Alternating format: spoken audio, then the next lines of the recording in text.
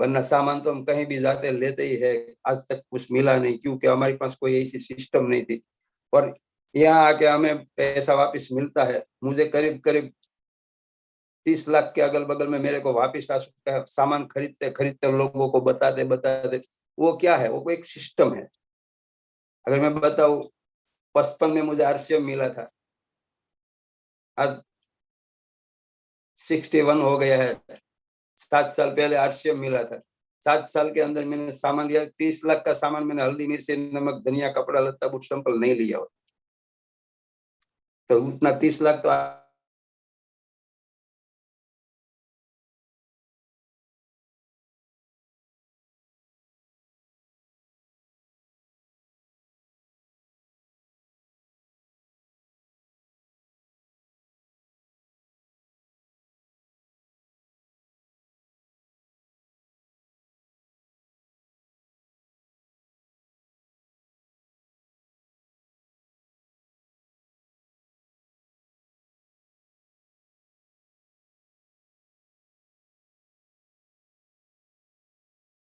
मिले है हमें, जो हमें बार बार समझाते हैं, लोगों को भी समझाते हैं, लेकिन हम लोगों के दिमाग में उतरता ही नहीं है कि सिस्टम क्या है।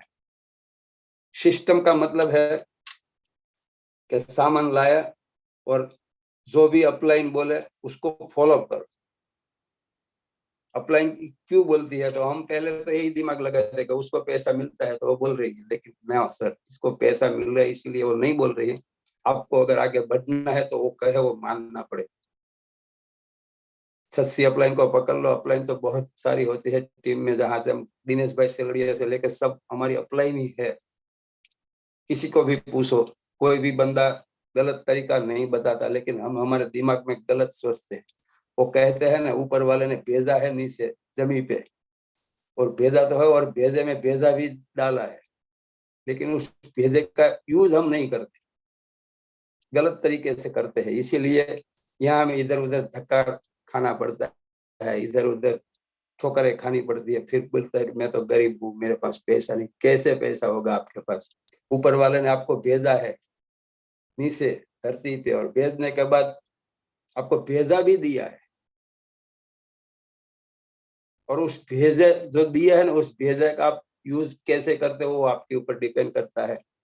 क्योंकि आज हम यहाँ बोलते हैं ना कि 40-50 हजार मिल जाते तो हम बहुत पैसा कमाते, बहुत पैसा कमाते। सर 50 हजार का कुछ आता नहीं, 50 हजार में कुछ भी मिलता भी नहीं। और 50 हजार इनकम वाले है ना, वो गरीब ही लोग हैं। बाहर निकलोगे, बाहर जाओगे तभी मालूम पड़ेगा कि 50 हजार में कुछ होता ही नहीं। और हमारे पास एक ऐसी सिस्टम है, 2 लाख 1.5 लाख 2 लाख 5 लाख 10 लाख कमाने वाला हमें बोलता है, कहता है कि इसी तरफ से आप काम करो, आपको अभी 5 लाख 10 लाख कमाने का मौका मिल रहा है। लेकिन आप सिस्टम का कोई यूज करते ही नहीं, करते ही नहीं। इसीलिए हम गरीब है। और यहाँ आके भी मैं जब भी मौका मिलता है तभी मीटिंग में बैठता हूँ। वो क्या है, एक सिस्टम है। यहाँ भी मुझे बहुत मजा आता है, लेकिन ये टाइम है ना, आज घूमने फिरने का ही है, या सबको रजा भी है, लेकिन मीटिंग है तो मैं मीटिंग के लिए कहीं गया नहीं, क्योंकि मुझे मालूम पड़ गया कि सिस्टम से अगर काम करेंगे ना तो भी हम आगे बढ़ेंगे। कहीं भी जाए, हम सिस्टम के बगैर कुछ चलता ही नहीं। जैसे मैंने बोला ना, आदमी को चलना है तो सिस्टम से चलना है। अगर हमें खुद की खेती में अगर फसल पकानी है तो भी एक सिस्टम है, उसके बगैर फसल पकती ही नहीं। अगर हम जाके बीज बो के आ जाते हैं, फिर कुछ नहीं करते, तो वहां क्या हम फसल लेंगे? कुछ नहीं मिलने वाला। आरसीएम में भी ऐसा, एक बार सामान लेके आ जाओ, फिर बोलो कि मेरे को कुछ आता नहीं, कुछ आता नहीं, क्या आएगा? पहले 20% आपने दे दिया, वो दे दिया, फिर कुछ आने वाला नहीं है, क्योंकि आपने कुछ किया नहीं। अगर बीज खेत में बीज बोए है तो वहां निंदन खोदन होता है, पानी देना पड़ता है, कहीं सारी मजदूर भी करने पड़ते, सब कुछ होता है। वो एक सिस्टम है, तभी फसल पकती है, फसल उगती है खेत में और बड़ी होती है। आरसीएम भी एक फसल ही है, लेकिन आरसीएम की फसल ऐसी है, एक बार पेड़ बन गया तो फल आने आने में रोकने की किसी में ताकत नहीं है कि इसको फल ना आए, रोक सके। ऐसा ही आरसीएम का सिस्टम है। हमारे ऊपर सर है, दिनेश भाई सलड़िया है, हरीश भाई ठुमर है, दिलसुख भाई ठुमर है, महावीर सारण है। अगर वो बोले कि इस महीने मेरे खाते में पैसा हमें नहीं चाहिए, तो क्या सर, पैसा नहीं आएगा? आएगा ही आएगा, क्योंकि वो आम का पेड़ बन चुका है। आम का पेड़ तो छोड़ो, साल में एक ही बार आता है, लेकिन यहाँ तो साल में 12 बार आते हैं, 12 बार फल मिलते हैं। एक सिस्टम, उन्होंने सिस्टम से काम किया तो आगे बढ़ गया। और दूसरी बात, सिस्टम से काम करने से भी पैसा नहीं आता, उसके लिए हमें 100% सामान यूज करना पड़ता है, जिसको बोलते हैं डायमंड क्लब। 100% सामान यूज करते हैं, उतना ही सामान अगर हम मार्केट में सेल करते हैं, उसको बोलते हैं डायमंड क्लब, जैसे मैं करता हूँ। जब से डायमंड क्लब चालू हुआ ना, तब से लेके आज तक एक भी महीना ऐसा नहीं है कि मेरा डायमंड क्लब नहीं हुआ है। पिछले 5 साल की आप गिनो ना, 5 साल पहले की बात करो तो सुपर डायमंड से नीचे मेरा आईडी नहीं है। हर महीने, आज भी न्यूजीलैंड में बैठे बैठे मैंने 1 तारीख को ही बिल बनवा दिया, क्योंकि सुपर डायमंड क्लब का 10,000 टीवी का। क्यों? क्योंकि सेल के बगैर तो अपने अपनी दुकान में आता नहीं। हर महीना सुपर डायमंड किया ही है, फिर भी यहाँ के भी किया, तो क्यों? मैंने सेल तो किया होगा। हम घर में खाने वाले पीने वाले 3 ही लोग थे अहमदाबाद। फिर भी मैं 6 महीने तक रुकूंगा ना, मेरा सुपर डायमंड होगा ही होगा। सुपर डायमंड से ज्यादा करूँ तो ज्यादा भी होगा, लेकिन क्यों इतना? क्यों? मैंने 1 साल से मैंने सेल करना चालू कर दिया था, स्टॉक करना चालू कर दिया था।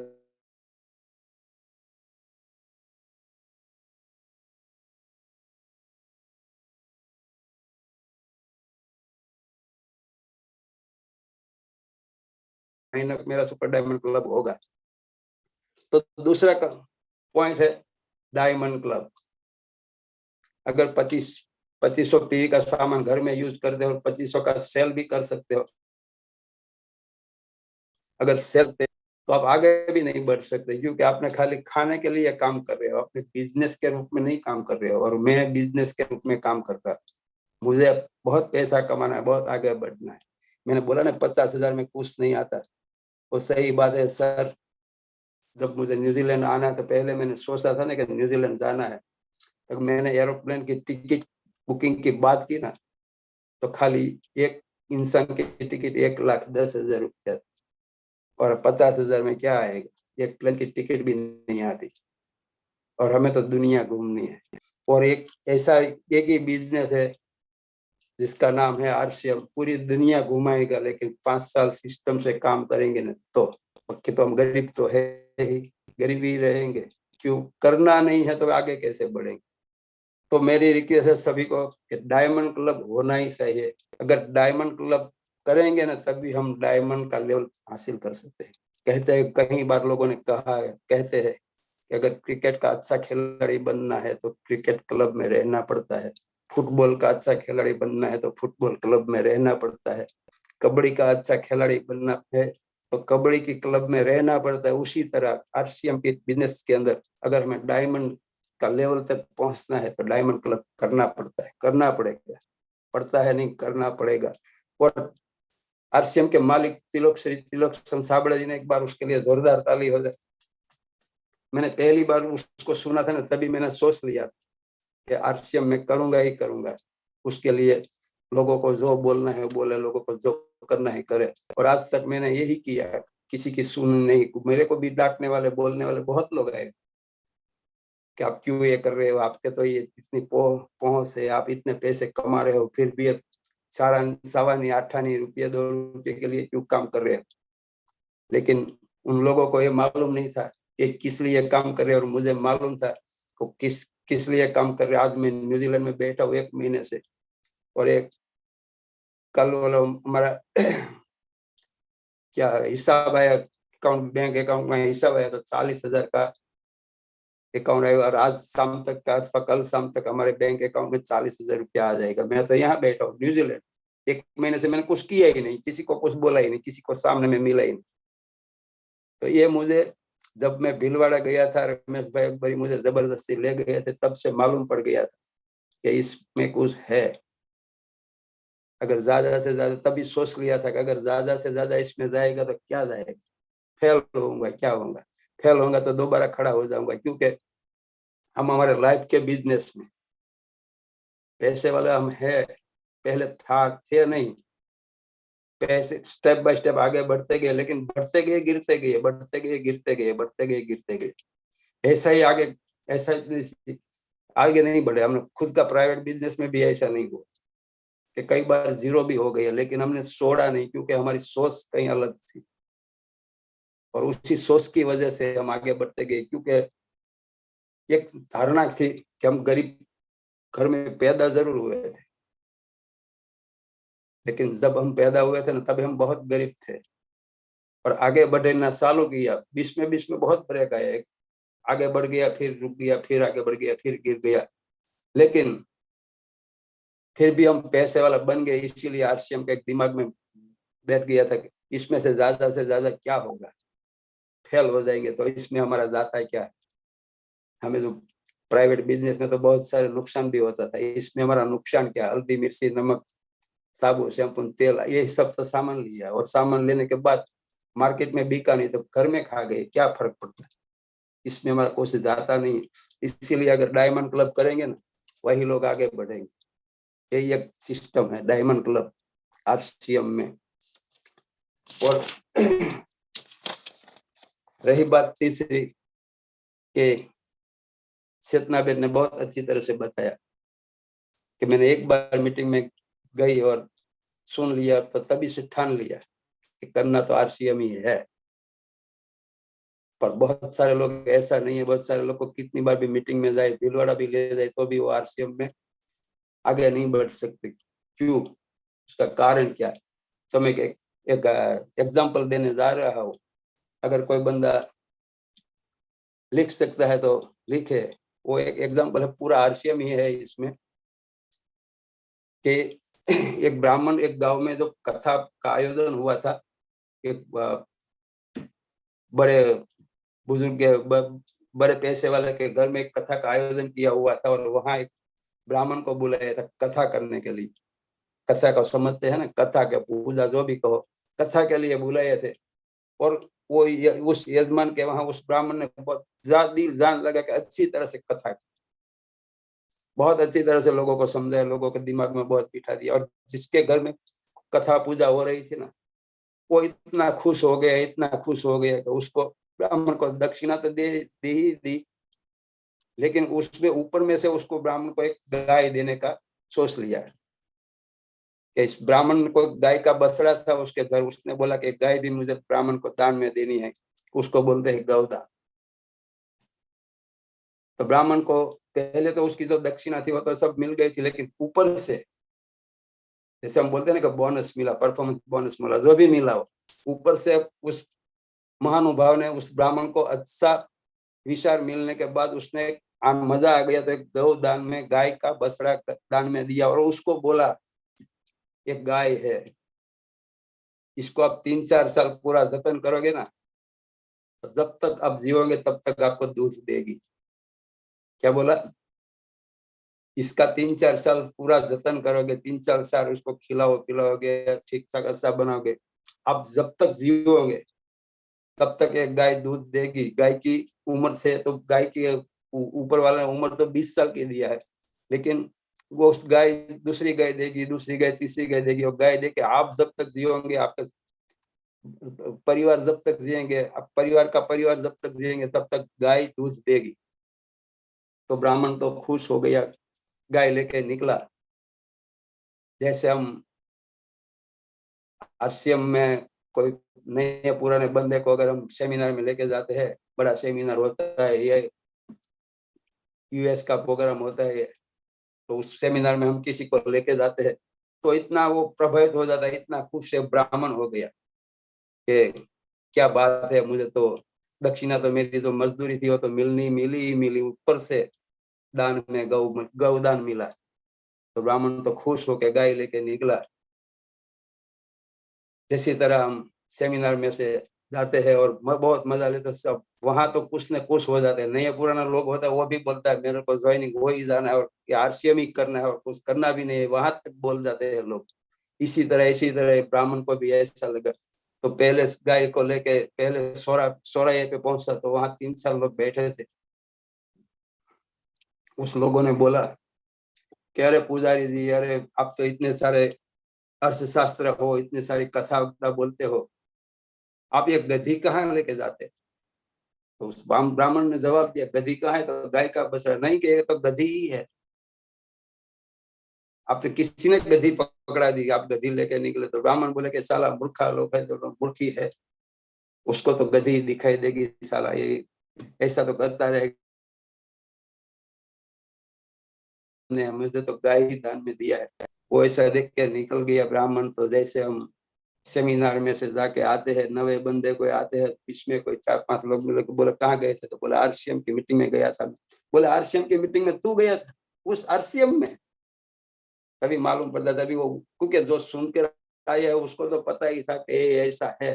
तब तक तो उसका पावर इतना बढ़िया होता है कि था, आप जो भी बोलो, लेकिन आरसीएम में देख के आया हूँ ना, आपने देखा नहीं इसलिए ये बोल रहे हो। उसी तरह ब्राह्मण गौर महाराज दूसरे चौराहे पे पहुंचा, तो वहां भी कोई 3-4 लोग बैठे थे। उन्होंने भी कह रहे, ब्राह्मण आप तो इतने सारे यजमान हो, इतने सारे वक्ता हो, अर्थशास्त्र इतना जानते हो, ऐसी ऐसी कथाएं आप करते हो, फिर आपने एक गधी को पकड़ के क्यों जा रहे हो खींच के? तो ब्राह्मण को क्या बोले? ब्राह्मण के बोले, गधी है तो गाय है, गाय को गधी क्यों बोल रहे? गाय का बछड़े को मैं तो गाय लेके जा रहा हूँ, तो ये लोग गधी क्यों बोल रहे हैं? जैसे हम सेमिनार में से कहीं पासे घर के बगल, अगर बगल सोसाइटी में आते हैं, तो वहीं लोग ऐसा ही बोलते हैं कि साला तू आरसीएम की मीटिंग में गया था, आरसीएम क्या है मालूम है तुझे? लेकिन जो बंदा सेमिनार में गया होता है ना, उसको मालूम होता है कि आरसीएम में ये है, वहां ये बताया है। तब तक तो उसका पावर स्ट्रांग रहता है। जैसे पाम गौर महाराज को रहा, दूसरे चौराहे से अगले चौराहे पहुंचे, अगले चौराहे पहुंचे तो अगले चौराहे पर ये लोग इतने बैठे थे, उन लोगों ने भी ऐसा बोला, अरे महाराज आप इतने विद्वान महाराज हो, आप इतने ऐसे ब्रह्मदेव हो, फिर भी आप गधी को लेके क्यों जा रहे हैं? तो ब्राह्मण तो थोड़ा थोड़ा सा उसके शंका हुई कि साले सब लोग गधे ही बोल रहे हैं, क्या करूं मैं? तो ब्राह्मण तो को बोला, नहीं मुझे तो गाय ही दान में दिया है, गाय का बछड़ा ही है, थोड़ी गधी हो जाती है। लोगों तो बोलने की आदत है, वो बोलते ही रहेंगे। जैसे जिस बंदे को हम नए बंदे को सेमिनार में लेके गए होते हैं, उस बंदा दुकान वहां तक आते हैं, तो वहां दुकान तक ले जाते हैं और वहां सब सामान देखते हैं।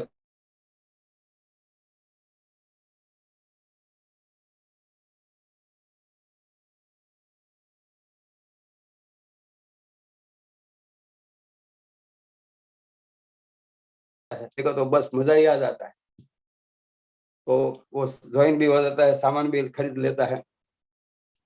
तो चौथे चौराहे पे गौर महाराज पहुंचते हैं, तो चौथे चौराहे पे भी लोग बैठे होते हैं।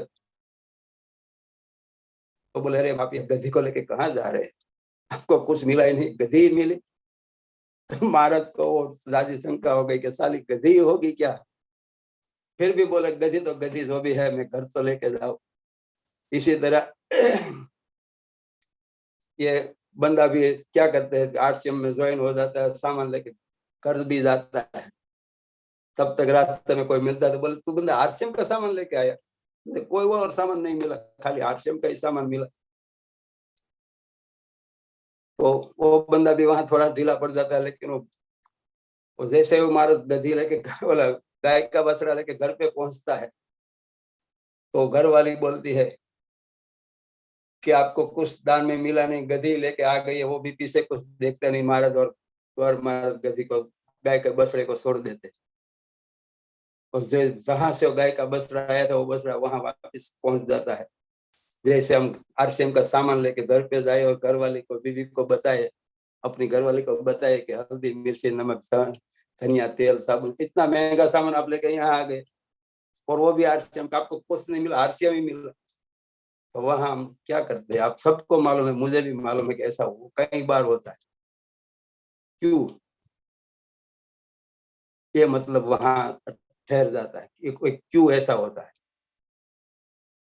मनीष भाई बताते हैं कि क्यों होता है। ये इसलिए होता है कि हम पूरे परिवार को पहले नहीं बताते, खाली एक ही बंदा को पकड़ के सेमिनार में लेके जाते। और जिन जिन लोगों ने पहले से परिवार को बता के लेके गए ना, वो आज तक सामान खरीदते और वो आगे ही बढ़ते। जैसे चेतना बेन ने बोला, क्योंकि योगेश भाई कोई प्लान तो दिखाया होगा नहीं, डायरेक्ट तो चेतना बेन आई नहीं होगी योगेश भाई को पहले भी, लेकिन साथ में गए होंगे तभी ये सामान लिया होगा, मालूम पड़ा होगा। इसीलिए वो आज मीटिंग ले रही है, भिलवाड़ा भी जा रही है और किशोर का कोट भी पहना हुआ है। तो खूब खूब धन्यवाद है चेतना बेन सावत को।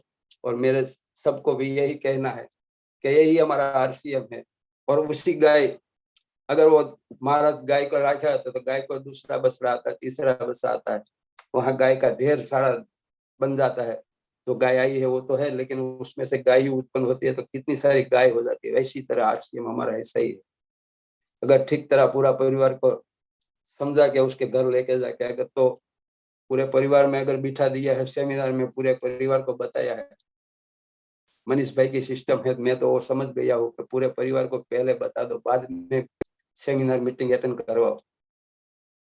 अभी ये आरसीएम एक बार ज्वाइन करेगा ना, कभी बंद नहीं करेगा, क्योंकि परिवार पूरा साथ होगा। तो ये मेरी के सबको एक रिक्वेस्ट है कि आरसीएम है ना, आरसीएम एक गाय है। अगर इसमें जुड़ गए हो तो उसको छोड़ना मत, अगर छोड़ना है तो किसी को जोड़ना मत। ये आरसीएम क्योंकि पहले अपने आप के दिल पे हाथ रख के बोलना है कि अगर मैं आरसीएम में जुड़ गया तो उसको पूरा चेक करना है, पूरा उसके क्या है नॉलेज, क्या उसमें वो पूरा चेक करना है, इसको छोड़ना नहीं। अगर छोड़ना है तो नए किसी बंदे को जोड़ना नहीं, क्योंकि जो छोड़ने वाले होते हैं ना वो जोड़ नहीं सकते। जैसे घर आके गाय के बछड़े को गद्दी का समझ के छोड़ दिया, हम ये ऐसा करते हैं, ढेर साल तक आगे ले जाते हैं फिर छोड़ देते हैं, हमें भी गद्दी लगती। नो, आरसी में गाय है और ये गाय का दूध है ना, हम जिएंगे तब तक तो पिएंगे ही पिएंगे, लेकिन हमारा परिवार जब तक जिएंगे ना, हमारा हमारा वारिसदार जब तक जिएगा ना, तब तक वो पिएगा ही पिएगा। क्योंकि वो भी हमें मालूम है कि इसमें भी सेकंड जनरेशन वाला भी पैसा कमा रहा है। तो मेरी सबको एक रिक्वेस्ट है, सबको एक विनती है।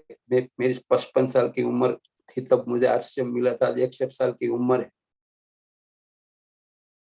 और आपको तो 25-30 साल में, जैसे चेतना बहन है उसकी उम्र अभी तो 30 साल की होगी, उसको तो 30 साल में मिल गया है।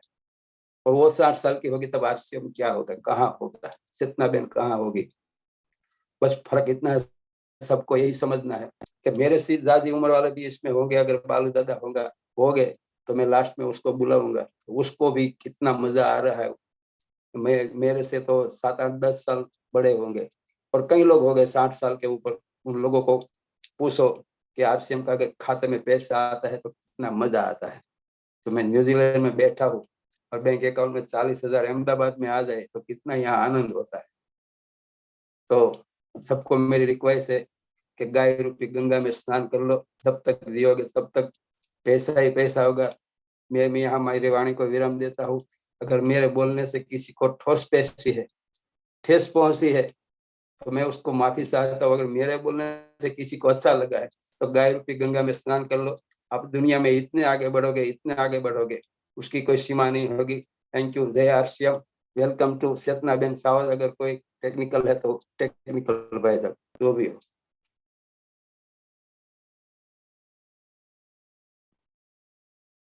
हमारे टेक्निकल साहब हो गए Dilsukh bhai Thumar. Welcome to Dilsukh bhai Thumar. Come on the stage.